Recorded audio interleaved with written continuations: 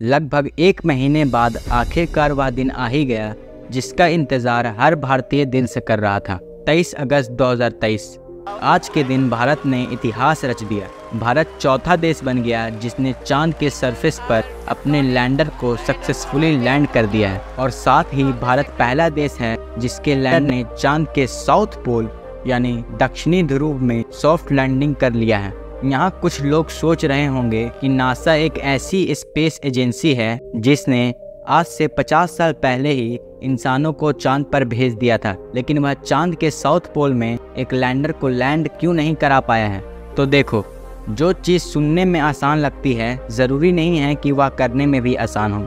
Moon के case में यही है। बहुत लोगों को लगता है कि चांद के इक्वेटर एरिया में लैंड करना और पोल एरिया यानी साउथ पोल और नॉर्थ पोल में लैंड करना बराबर है, लेकिन ऐसा नहीं है, क्योंकि इक्वेटर एरिया के मुकाबले साउथ और नॉर्थ पोल में ज़्यादा क्रेटर्स और माउंटेन्स हैं, जहां सॉफ्ट लैंडिंग करना आसान नहीं है। इसे आप इस एग्जाम्पल से समझिए। मान लीजिए आप एक प्लेन में बैठे हैं जिसका नाम है प्लेन 1, और आप उस प्लेन से कहीं जा रहे हैं, और आपका एक दोस्त भी प्लेन में बैठकर कहीं जा रहा है। उस प्लेन का नाम है प्लेन 2। दोनों प्लेन फ्लाई कर ही रहे थे कि अचानक प्लेन का फ्यूल खत्म हो जाता है। अगर प्लेन को क्रैश नहीं करवाना है तो पायलट को जल्द से जल्द प्लेन को कहीं लैंड करना होगा। प्लेन 1 जिसमें आप बैठे हो उससे थोड़ी ही दूरी पर एक समतल क्षेत्र यानी प्लेन एरिया है, और प्लेन 2 जिसमें आपका दोस्त बैठा है उससे दूर दूर तक सिर्फ ऊबड़ खाबड़ मैदान है।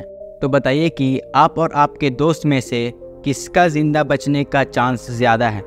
जाहिर सी बात है कि आपके ज़िंदा बचने का चांस ज़्यादा है, क्योंकि अगर प्लेन 1 को लैंड कराना है तो उसे लैंडिंग के वक्त ज़्यादा परेशानी नहीं होगी, क्योंकि जिस जगह पर प्लेन लैंड हो रहा है वो जगह समतल है। लेकिन अगर वही प्लेन 2 को लैंड करना होगा तो उसे लैंड करते वक्त कुछ हादसा भी हो सकता है। वैसे ही चांद के इक्वेटर और पोल के एरिया में डिफरेंस है।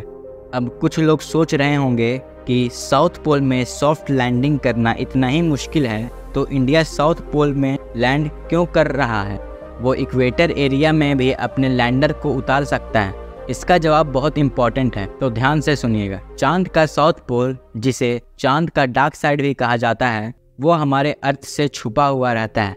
मतलब पृथ्वी से हम उस एरिया को कभी देख नहीं सकते, और चांद के इस एरिया में कुछ ऐसे क्रिएटर्स हैं जहाँ करोड़ों सालों से सूरज की रोशनी नहीं आई है, जिससे अगर चंद्रयान 3 का रोवर जिसका नाम प्रज्ञान है वो चांद के इस साइड में स्टडी कर पाता है तो वह इससे हमारे सोलर सिस्टम के ओरिजिन के बारे में पता लगा सकता है। और यही नहीं, चांद के जिस एरिया में पानी बर्फ़ की शक्ल में मौजूद है वह एरिया भी साउथ पोल में ही आता है। यही सब रीजंस के वजह से इसरो ने चंद्रयान 3 को चांद के साउथ पोल में लैंड करवाने का फैसला किया है, जो कि आज सही साबित हो गया है। अब चंद्रयान 3 के पास सिर्फ एक लूनार डे का टाइम है। एक लूनार डे पृथ्वी के लगभग 29 दिनों के बराबर होता है, मतलब लगभग 14 दिनों तक सुबह और 14 दिनों तक रात। लेकिन चांद पर लैंड करने के बाद अब चंद्रयान 3 के पास सिर्फ 14 दिन हैं रिसर्च करने के लिए। मतलब जब लूनार डे में दिन होगा, जब आसमान में सूरज दिखेगा, तब तक ही चंद्रयान 3 काम करेगा, क्योंकि चांद पर रात में टेम्परेचर लगभग -232 डिग्री सेल्सियस का हो जाता है, और इतनी ठंड में सारे इंस्ट्रूमेंट बंद हो जाएंगे, और इसीलिए चंद्रयान 3 को रात में काम करने के लिए डिज़ाइन नहीं किया गया है। रशिया ने 10 अगस्त को लूना 25 स्पेसक्राफ्ट को लॉन्च किया। ये भी चंद्रयान 3 के तरह चांद के साउथ पोल में ही लैंड करने वाला था, लेकिन हाल ही में रशिया का लूना 25 स्पेसक्राफ्ट चांद के साउथ पोल पर लैंडिंग के वक्त क्रैश हो गया। चंद्रयान 3 के मिशन के लिए कुछ ऑब्जेक्टिव्स यानी उद्देश्य रखे गए हैं। नंबर 1 है चांद पर सॉफ्ट लैंडिंग करना, जो कि कंप्लीट हो चुका है। नंबर 2 है प्रज्ञान रोवर को चांद पर घूमते हुए प्रदर्शित करना। नंबर 3 है चांद पर कुछ साइंटिफिक एक्सपेरिमेंट कंडक्ट करना।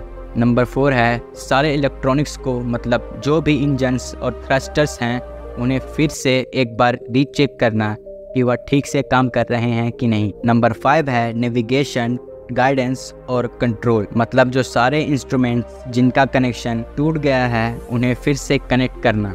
नंबर 6 है खतरे का पता लगाना कि कहीं कोई इंस्ट्रूमेंट या आसपास के किसी चीज़ से लैंडर को खतरा तो नहीं है। इसमें और भी ऑब्जेक्टिव्स यानी उद्देश्य हैं, लेकिन ये 6 जो मैंने आपको बताए हैं ये सबसे इम्पोर्टेंट है। चंद्रयान 3 के सफल लैंडिंग के बाद आगे के लिए जो प्लान अनाउंस किए गए हैं उनमें से एक है आदित्य L1 मिशन, जिसे सन के कोरोना लेयर पर स्टडी करने के लिए तैयार किया जाएगा।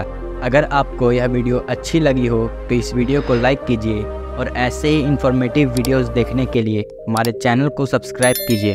और अगर आपको चंद्रयान 3 के बारे में डिटेल वीडियो चाहिए तो हमारे चैनल के प्लेलिस्ट में जाइए, आपको वह वीडियो मिल जाएगी।